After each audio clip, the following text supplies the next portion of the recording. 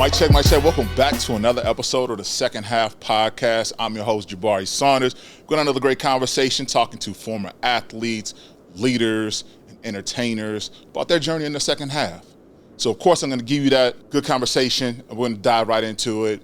Before we get started, be sure to hit that like, follow, and subscribe. Without further ado, we have Faatimah A, who has an incredible story about perseverance that we get to dive into. She has gone from being an athlete on the court to now ownership, in which we don't talk about ownership enough.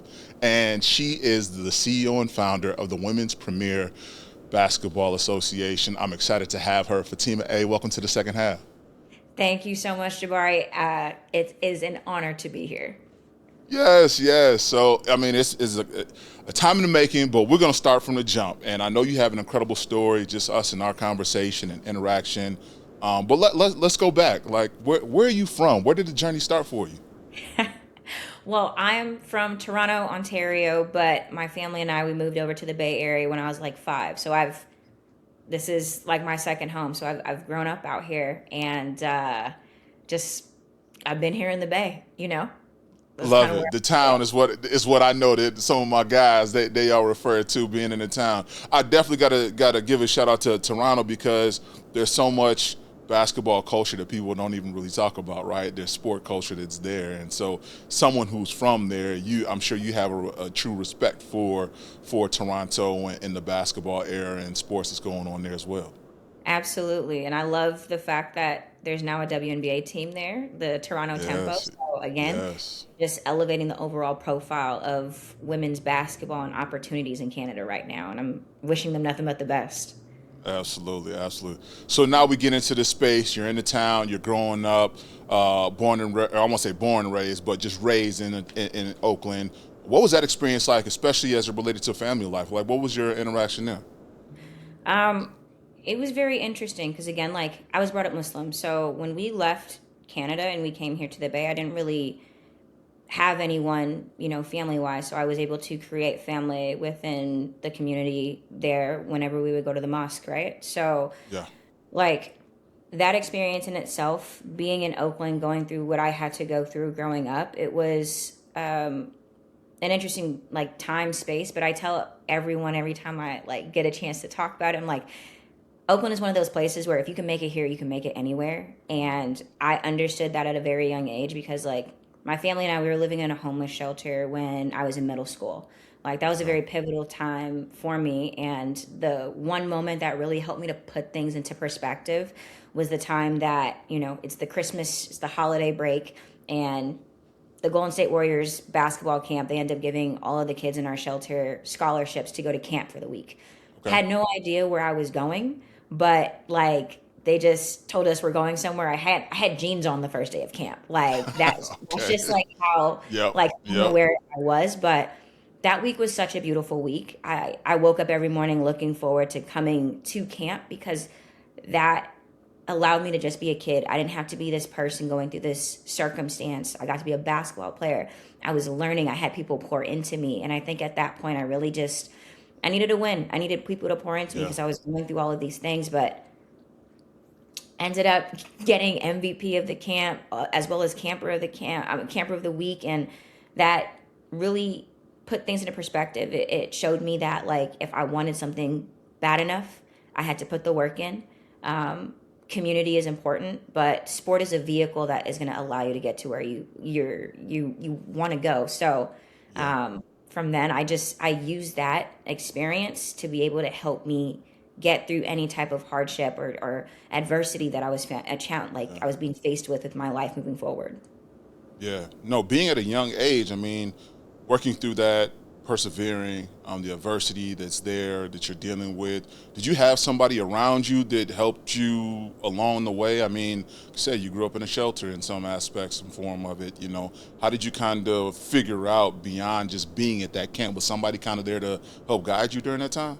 Yeah, I mean, I was able to really find family like within playing basketball. So like the coaches Yeah. at the time, they were very instrumental. Like even when I got to high school, I wasn't living with my mom because at that point we had already gotten out of the shelter and I was already at, St. Joe's in Alameda. And that was like not my first choice in school, but I went there because my friends went there, and I ended up meeting, the person that I had called like my dad for a really, short period of time because he had ended up passing away. But he stepped in and was that father figure that I needed at, another very important time in my life. And he was someone that guided me and helped me to understand basketball a little bit better because I didn't really understand it at that point up until You were like, just out there playing just raw talent, huh? I'm like, oh, I made varsity.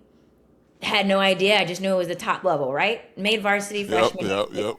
4 years, but like understanding basketball, being able to see it.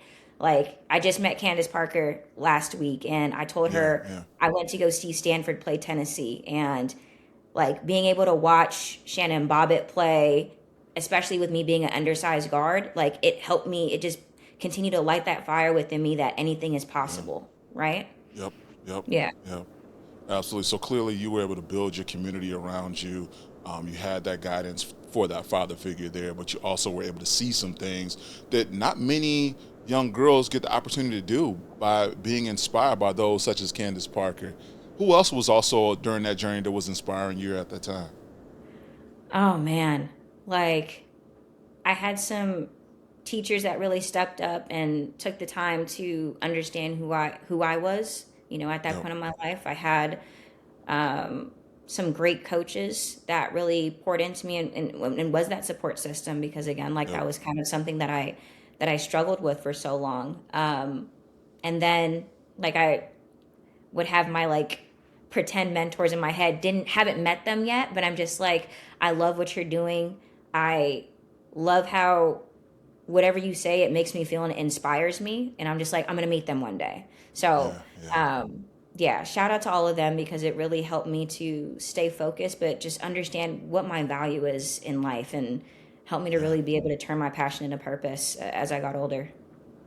For sure. So, in high school, I want to talk about this briefly, but in high school, especially in this day and age, people turn to AAU and EYBL and Adidas to all of these kind of summer leagues for exposure, right? To help set yourself up for other colleges to come in and recruit you.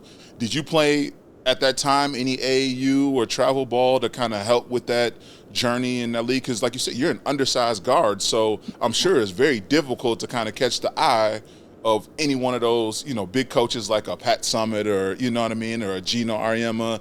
Like, how did you kind of navigate that space early on? Man, I wish that I played in this era for AAU because again, how it was back then is not how Oh it my is today. goodness. Like we Yep. had DVDs. If you had a mixtape, you were nice. Everyone has a highlight right now. Everybody got It's to so easy exactly to now. Yeah. put up some film and just put it on your Instagram to be able to like promote yourself. But like Yeah. I played AAU, it wasn't on the EYBL level. And again, like those are where the top coaches are going to scout talent because they have the Yep. name, obviously the backing behind them. But I was able to play enough AAU that helped me, you know, really work on my craft and just to be able to stay ready for every opportunity. And then, open gyms for me were big. The place that I was at a lot during the summer, it was Piedmont High School. Brian has done an amazing job with that program, and he's had players like the Paris Twins come out of that program. They've been state champions. They've produced a lot of D1 players here in the Bay Area. So being able to sharpen my skills in the off season against other great basketball players, because he had middle schoolers there, he had high school, he had Yeah. pro there, he had college. So being able to see the different levels of where everyone is at helped me to put things into perspective. I want to play at college, I got to play at this level. I got to play at this speed. I have to have this level of IQ, you know? Yep. Yep. Yep. For sure. No, it's something you just said that I feel like is special. And I know we're going to get there when we talk about women's premier basketball, but I feel like, especially me growing up during my era, and even this, like, even just the open gyms were just so big about seeing who was all in the gym and who was there playing. And oftentimes we talk a lot about the guys in the gym, but not often we talk about the women who's in the gym as well. Like, they have their runs as well that they get after, whether the pros come back during the summer or it was always fun for the collegiate athletes to come back and get their reps in. It's like, oh, like now we're playing. Yeah, I'm a high schooler and I'm showing up and I'm competing against them. And it's just that melting pot. It was something about that I feel like there's not enough being talked about with that space, especially in the women's And game. absolutely. And again, like open run, open gym, that's that iron sharpened iron mentality. Like that's where Isn't it? you go to Isn't it? really get better and learn about yourself as a player.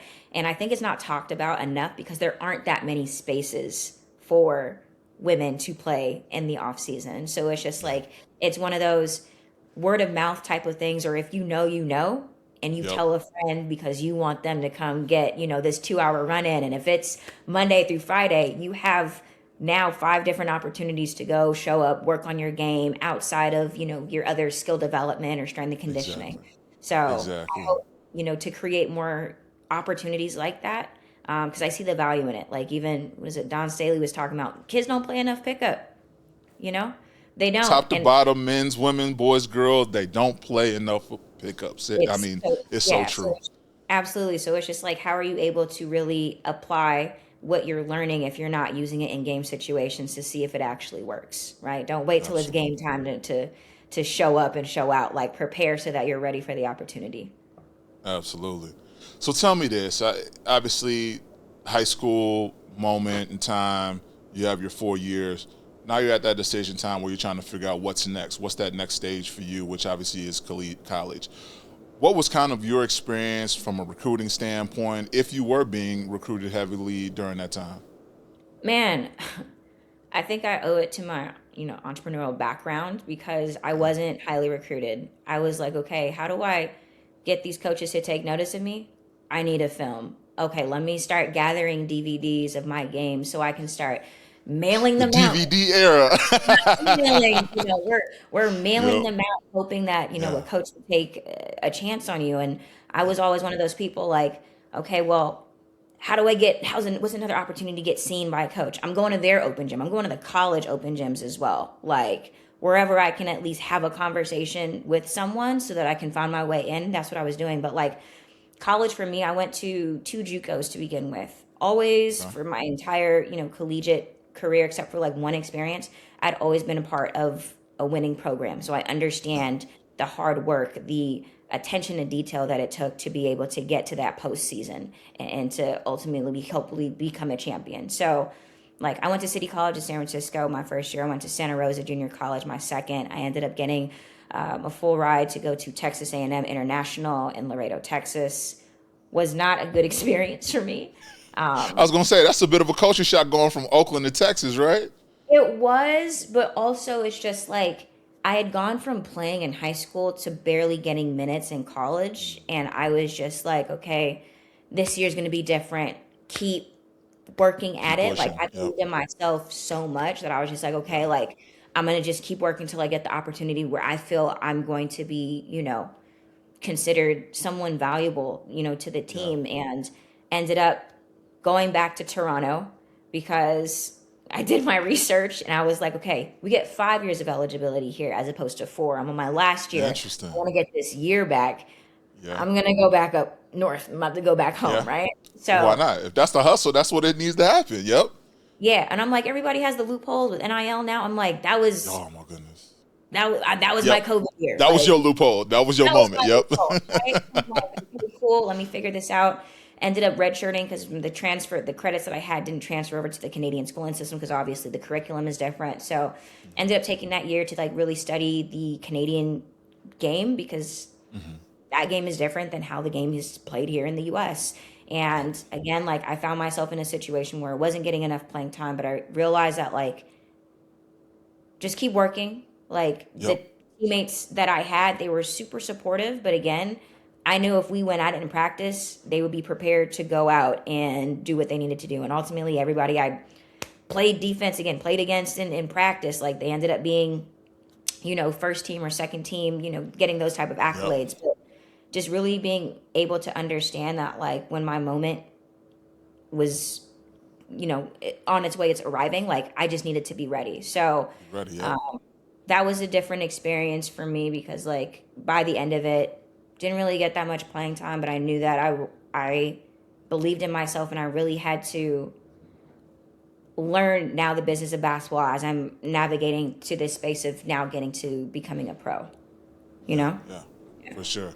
Something you said that I truly believe that I wish a lot more up and coming athletes understood this is just being patient and preparing yourself for when your time comes. And something you said exactly was, I was just preparing myself for when that time came, and I was ready. Oftentimes, so many people, they go through adversity, they go through challenges, are met with resistance of, I'm not getting enough playing time, or I need to show up here, I'm better than this person. It's like, it's not about your own personal thoughts currently in that moment. It's more about, hey, being prepared when that coach says, hey, I need you in. You don't know if somebody gets hurt. You don't know if somebody transfers. But be comfortable going through and battling through the resistance, because that's an opportunity for you to get better. And then once that number is called, now you up. It's your turn. And now you got to show and prove of what you've been saying. And if you were the person that we've been missing on. So I commend you to that. Thanks. Yes. So going into your next stage, you go from junior college to NCAA team down in Texas, to then taking your COVID year, how we like to call it, that extra loophole year, right? To then playing ball in Canada, which is amazing. And obviously that game has grown so much. You have the Kia nurses, the Shea Gilchrist, Alexander's, Nikhil. There's so much talent that's going on in Canada. But not many people are going to have that in mind, thinking that, I'm going from JUCO. Actually, I'm going from not being highly recruited, having to grind it out, figuring it out to make it to these stages, and now I still have plans of playing pro ball. You had that chance. Like, how did you navigate into the pro basketball experience? Because that's one that not everybody gets the opportunity to do. I think, and to be completely honest, like a lot of people don't get there. It's because, one, they don't know how. Two, they don't want to bet on themselves in that type of way. And I was really, I'm throwing a house on it, right? I'm betting on myself, because I'm just like, I'm playing against pros in the off season, and they're telling me I'm good, and I'm learning. I'm like, I owe it to myself to try and get to that level. But if I don't, at least I tried. I never wanted to have any regrets. So like that summer, and again, putting things in perspective, graduated university, averaging like 3.5 points per game, right? No one's really recruiting anyone like that, because I'm like, they could find a local in their hometown to go and put up those type of numbers. So I really had to be a student of the game and put my business hat on that summer. So I think I invested like $2K into myself with going to combines, trying to get on teams, to be able to really just like get in front of the right person. And I finally found an opportunity when my friend who had been playing, Jasmine Perkins, had been playing, pro for maybe about like 6 years now at this point. She was like, hey, this is an agent that I work with. They're having a combine in Seattle. Go. Had no idea what to expect. I go. I'm in the undrafted, free agent, bracket. And this is the one where no one really looks at anybody, right? So I'm like, shit, this is my chance. So I get in there, not really getting the ball at first. I said, bet. Once I finally get it, I'm like, okay, I'm shooting, bam, I'm knocking down shots, I'm making the right play. The coaches are like, let's move her up into the other group with the rest of the pros. I'm like, love. Let's get it. Exactly. I'm over here going against players from like Duke and USC and like other former pros that are trying to make it into the W, because again, this is an opportunity for them to get picked up for training camp. My team ends up finishing like first. I'm the main point guard for them. I ended up making it into the top 20, right, for the camp. I come from being on no one's radar to now making it into the top 20 for this. So that really was a confidence boost for me. And I took that film. I was like, great, okay, what am I going to do with this? Because I wasn't one of the players that they picked up from the combine. Back to square one. Let's cut up this film. Let's start making some calls. Let's get on Facebook. Let's start reaching out to coaches, letting them know that I'm available. This is how I did. This is who I played against. I am open to any opportunity, because I just want to get my foot in the door. So like it was a very like anxious month and a half of me hoping that someone takes a chance on me, messages me back, because again, the time difference, I'm up till like 2:00 in the morning, hoping that somebody just messages me back so that I can get back to them and be like, yes, I'll take the job. So finally ended up getting an opportunity to play in Central America, took a job in El Salvador. Wasn't the best situation, but the woman that took us in was amazing, and she made sure that we had shelter, right? Yeah. So I ended up being like the second leading scorer in that league, averaged like 30 points per game. Before I went there, people were like, "You Oh, have you were to." putting up shots. Listen, I was in my bag. I said, Yeah, "Great, yeah, like I'm the main. You need me? No problem. I got exactly. you." Right? So I ended up being the second leading scorer in this league, and this now allows me to get opportunities to get my foot in the door in Europe and go to France. You don't hear of people going from Central America, El Salvador, to now getting into Europe and playing in one of the top tier countries in Europe, right? Yep. So I'm there, I'm playing. I ended up having like an opportunity to play with the second division team. Um, Ended up having to leave early because of the visa situation. Wasn't something I was aware of, but again, I needed to have that experience so that when I'm moving forward, I understand these are the things that I need to have in order to make Yep. sure my deal is for sure. But I did since that then, same thing. I ran into that same issue of like, oh, you need to get a visa. you got three Luckily, months. some exactly. Luckily, I had somebody on my club. He was like, "Don't worry, Jabari, I've got it." I was And like, I "Cool." And I had one of those people too for me. His name was Yeah. Vinny. Was at my club in France, but like we just didn't have enough time, right? So I had Yeah. to go back Yeah. before the deadline. But again, like to start from there, to start from being an athlete that was only averaging 3.5 points per game in college, and now playing over 7 years, playing in 12 different countries, representing the Jamaican national team. Like I just played Wow. against Team USA in December. I'm playing against Veronica Burton, Shakira Austin, Nas Hillman, Alicia Gray. Like no one could have pictured that for the trajectory that I was on. But again, that was all Yeah. about staying ready for the opportunity and making the most of it while you're out there. Exactly. I mean, that speaks the volume you speak on that is just staying ready, being prepared, but also you had to put some work into it. Like, let's not forget that. I think that that's also a piece that you have to really emphasize. Like, you had to work, and not just talking about the work on the basketball court. What you said earlier, it's the business of the game that you have to understand. Jay-Z said it best. I'm not a businessman. I'm a businessman. You know what I Mm, mean? It's like you have to show up. You have to figure out the intricacies of how to run yourself in the business and sports industry. Allow for your tapes to be sent out, reaching out to agents, reaching out to teams. You did the work. And by you doing the work, it allowed for you to learn along the way and also position yourself to where you wanted to go and what that ultimate goal and vision and objective was. So, Absolutely. No, and I think like for me, putting it into perspective, I was always thinking like, how do I want to show up? How do I want to impact the next generation? And how do I want others to see me? Right? Like I understood very early the power in being 1 to 2 to 3 degrees of separation away from someone. I understood the power in, having people, yeah, you can know people, but do people know you back? Are they do speaking they know highly your of you in name? the rooms that you are not in? Like I understood that very early.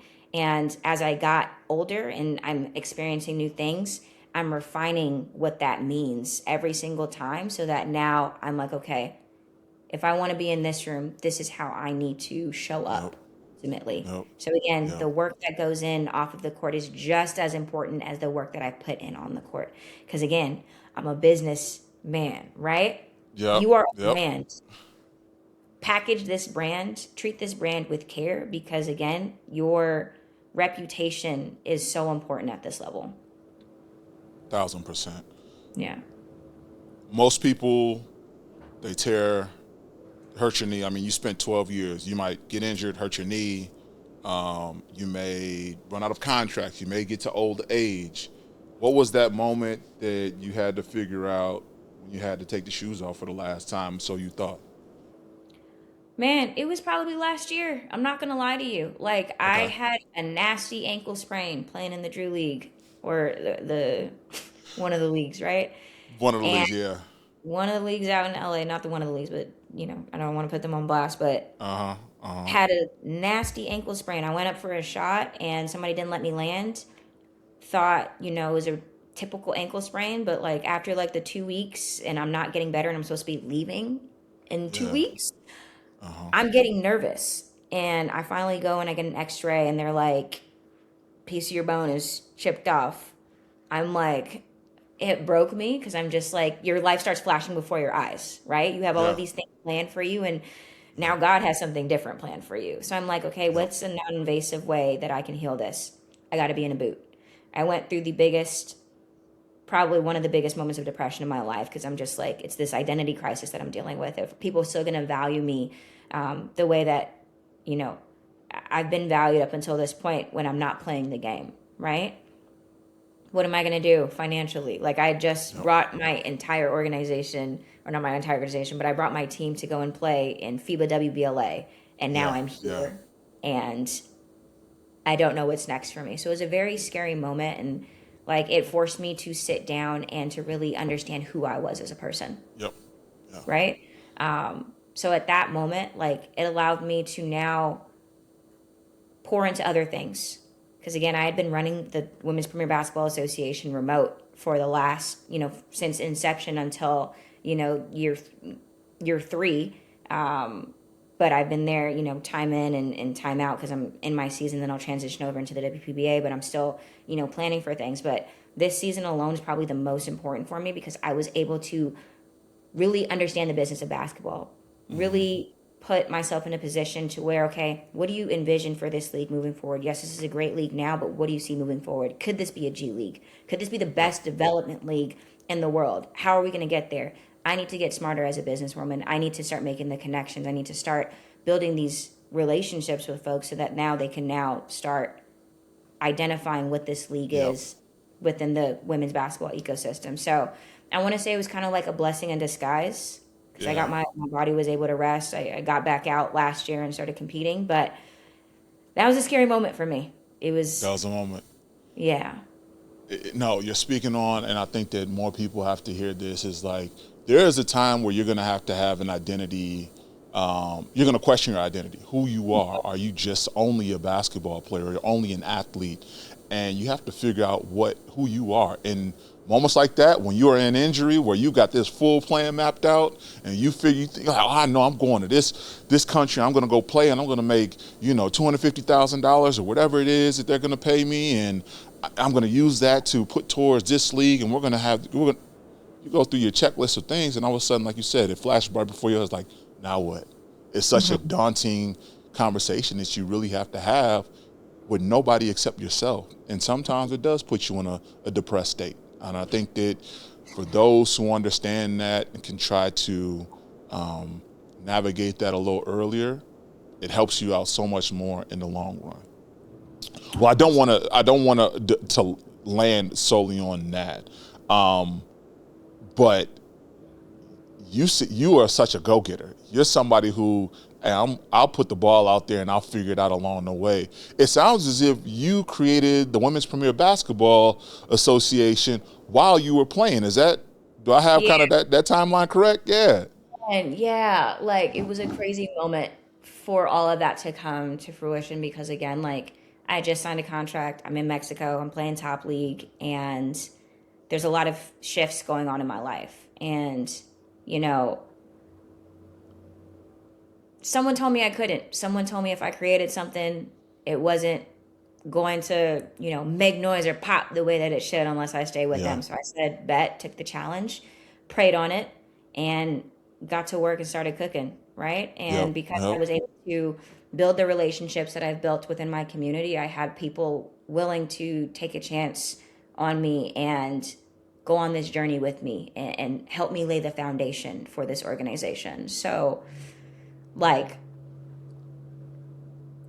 I was so fortunate to be able to be a recipient of the Women of Courage Award by Congresswoman Jackie Spear because that gave me $25,000, a grant that awarded me $25,000 to really pour into the league and help my vision come to life, Yeah. right? So I was so blessed that that happened at that time because I was just like, I don't know how I'm going to be able to do this. Like every season I've always invested my own money and then building the relationships, we're able to get sponsorships here and there. But like that was that year that needed to happen that way so that it could now start to put things into perspective for Yep. people to see, okay, this has the potential to be a feeder league into the W or these other Absolutely. top tier leagues that are around the world, right? Absolutely. Yeah. Absolutely. I mean, especially in this day, you see Unrivaled. You're seeing obviously what the WNBA currently is going through. So athletes need somewhere to play. What does that look Absolutely. like? You know what I mean? And whether it's 3-on-3 or 5-on-5 or whatever the mechanism is, here's another league, and you've created its own unique space that allows for people to be a feeder league into a G League format, or to even provide pros to the WNBA or wherever the leagues are around the world that makes most sense. And currently, you're already taking them that, into FIBA games. That's amazing. Like, to do that and start in the beginning of this program, like, that's Yeah, insane. that is insane. I understand like the spirit that I carry. Like I want to make sure I leave wherever I'm at in a better space than how I found it. And I understood like how can I give us the maximum level of visibility with what I have? How can I give us um, you know, how can I help us exist in a space that is dominated by the W or dominated Yeah. by Athletes Unlimited or Unrivaled? Yep. Like, really understanding who we are and showing that we're not looking to compete, we're looking to strengthen the ecosystem because players Yep. need places to play to develop. And if you can do that here in the US and then be able to have the opportunity to branch out and start creating the life that you envision for yourself, we're doing our job. Like I know there's people that are talking about, oh, we're the G League, all of this. This is great. I love the fact that we're creating more opportunities for the players to be able to play and further their careers. But we've done the work. We've been doing the work since 2022. And, the league, it speaks for itself and it's only going to continue to get better. But like, again, like you said, there's not many leagues that are able to participate in FIBA competition. But that again is a testament to just my dedication to making sure we are creating the best platform to not only elevate our players, but to be able to help our coaches and our officials be able to get better. So as the game grows, everyone is growing with it. I mean, outstanding. I mean, having Yeah. such a premier, premium experience, not only just on court from a development standpoint, but like you said, you're advancing the game from officiating. You're doing that with having the right coaches. The uniform, everything is top tier that you can experience, and that not many people actually understand. You may not get that overseas, or you might not get that in that Europe league or that El Salvador league. Like, let's be real. They have to experience that first. Like once they Yeah. go and they play and they come back, it allows for them to see, okay, we have something special here. We have people that really care about not only our physical health, but our mental health. Like, how can we now start putting them in positions to, when the ball stops bouncing, create success for them in these different avenues because they've been able to cultivate these relationships with the brands that we're working with, Yep. right? Yep. That is incredibly important because, again, The second it's half, you know what I mean? Like, you gotta do it. Yeah. yeah, it's the overall package. So it's just like this is what we've been able to do with no investment, no real capital behind us. This is just me getting out there and having people believe in what we're doing. And now we're in the process of, we're not in the process, but we've started our pre-seed raise because again, like players have come here in the past. We haven't played players. They've come here because of the opportunity. Now we're going to be able to pay players this season as we move forward and be able to up level everything. So this is a great baseline for us to be at with literally no meaningful capital, but with a Yeah. strong traction. So the sky's the limit once we get a little rocket fuel. I mean, it's incredible. I mean, let's be real. You're building the next best league. Not many people can say that. Like, you've got, like we talked about, Athletes Unlimited. You talked about what Nafisa Collier and that team is doing down with, unrivaled. You know what I mean? And so to see you starting this, like you're putting this in position, this league, to be a part of the big three, if you will. You know what I mean? Developing, growing, and challenging and growing the game. That's been, quite frankly, has been on fire as we've been seeing the last couple of years. So you're doing a thing. Ownership is huge for you. I love it. You speak with such confidence. You've experienced it as well. You've experienced playing the game. So not only from a player to now seeing the business is so amazing. So congratulations with that as well. Thank you. I appreciate that. And, I owe it to my support system for helping me to stay mentally focused. Because, again, this isn't easy. And I've been doing Yeah. most of this stuff by myself for a really, really long time. I've had support here and there, but if you're not paying folks, it's only so much that you can get from them, right? Yep. So now Yep. I'm building a team around me that understands the vision for this, and they're willing to do whatever they can to really help this get to where we all see it can be. Absolutely. So Yeah. before we get out of here, you're currently in a seed round. Yeah. You're preparing for the next upcoming season. What's next that we can be looking forward to within the WPA? We have a combine happening during the NCAA Women's Final Four. Wanted to do it at this time because it's going to help us strengthen our footprint within the ecosystem for Yeah, women's basketball.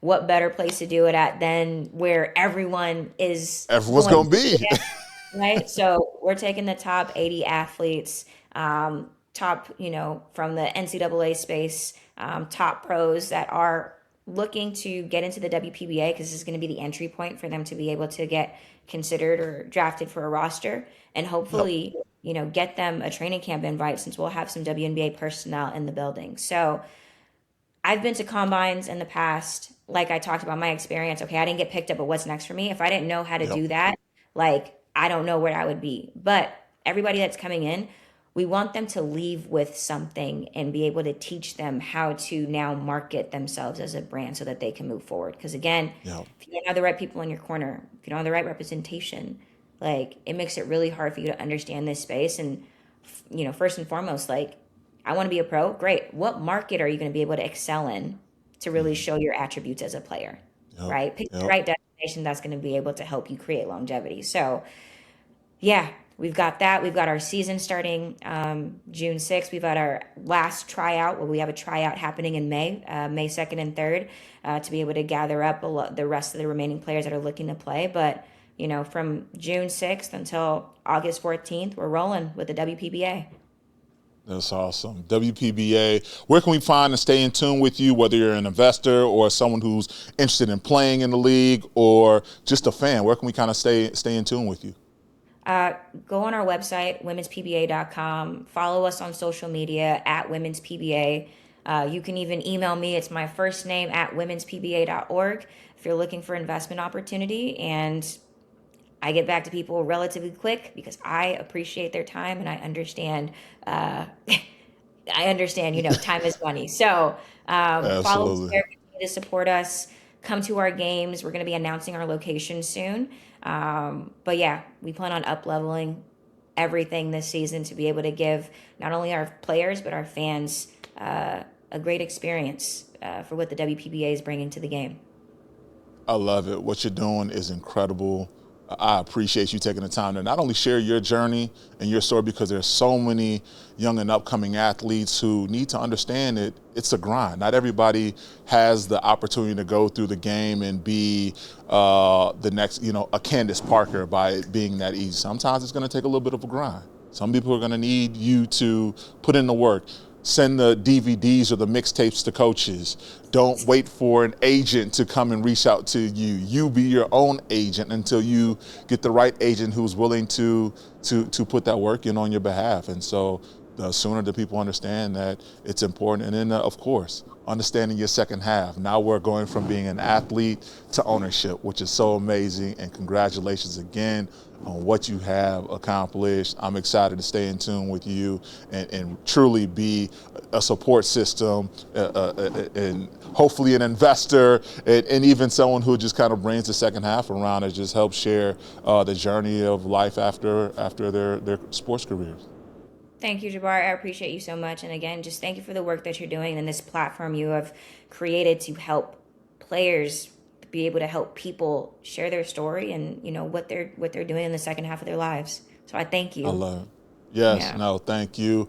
All those, be sure to hit that follow, like, and subscribe. We're going to have more episodes and content. Follow us on all our social media platforms. And we're out. Thank you. Second half. Peace. See you guys.